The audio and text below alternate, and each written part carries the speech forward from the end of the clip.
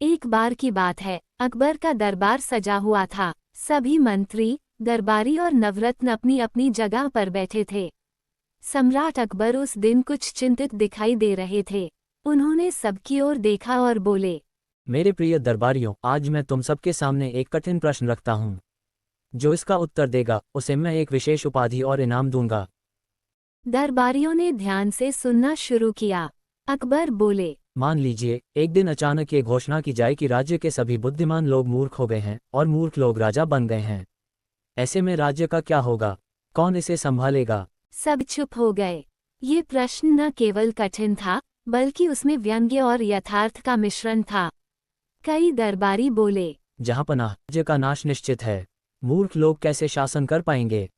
ऐसे हालात में विद्रोह हो जाएगा, प्रजा परेशान होगी और देश अराजकता में डूब जाएगा। अकबर ने सबकी बात सुनी, पर वे संतुष्ट नहीं हुए। उनकी दृष्टि बीरबल पर पड़ी, जो चुपचाप मुस्कुरा रहे थे। जहाँपनाह, मेरे पास उत्तर है, परंतु यदि अनुमति दे तो मैं इस उत्तर को एक कहानी के रूप में सुनाना चाहूँगा। हमें तो तुम्हारी कहानियाँ बहुत प्रिय हैं, अवश्य सुनाओ। एक बार की बात, लोग रहते थे। एक था चतुर और समझदार, और दूसरा व्यक्ति की सलाह पर चलते थे और खुशहाल जीवन जीते थे। पर मूर्ख को ये बात बहुत चुभती थी।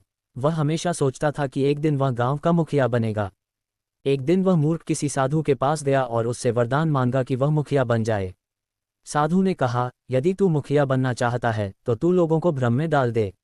अपनी मूर्खता को छिपा और ज्ञान की बातें करने का अभिनय कर। लोग भ्रमित हो जाएंगे। मूर्ख ने वही किया। धीरे धीरे वह गांव के लोगों को लुभाने लगा और एक दिन वह मुखिया बन भी गया। अब गांव में समस्याएं शुरू हो गईं। न तो नीच समझदार व्यक्ति को इस बात का दुख हुआ, पर वह जानता था कि मूर्ख से लड़ाई नहीं, शिक्षा समाधान है। उसने गांव वालों को अलग अलग उदाहरणों से समझाना शुरू किया कि उनके नए मुखिया के निर्णय कैसे गलत हैं। धीरे धीरे लोग समझने लगे और अंततः उन्होंने फिर से समझदार व्यक्ति को अपना नेता बना लिया।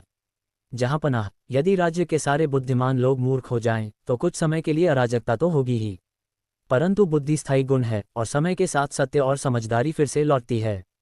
मूर्ख चाहे कुछ समय शासन करें, पर अंततः राज्य को सही मार्ग दिखाने वाले लोग पुनः सामने आ जाते हैं। अकबर बीरबल की बातों से बहुत प्रभावित हुए, पर उन्होंने सोचा कि क्यों न बीरबल की इस बात की परख की जाए। कुछ ही दिनों बाद अकबर ने दरबार में घोषणा करवा दी कि अब से बीरबल दरबार में प्रवेश नहीं कर सकते। उन्होंने दरबार की मर्यादा के विरुद्ध बातें की हैं। पूरा दरबार चौंक गया, बीरबल भी। बीरबल ने कुछ नहीं कहा। वे मुस्कुराए और दरबार से चले गए।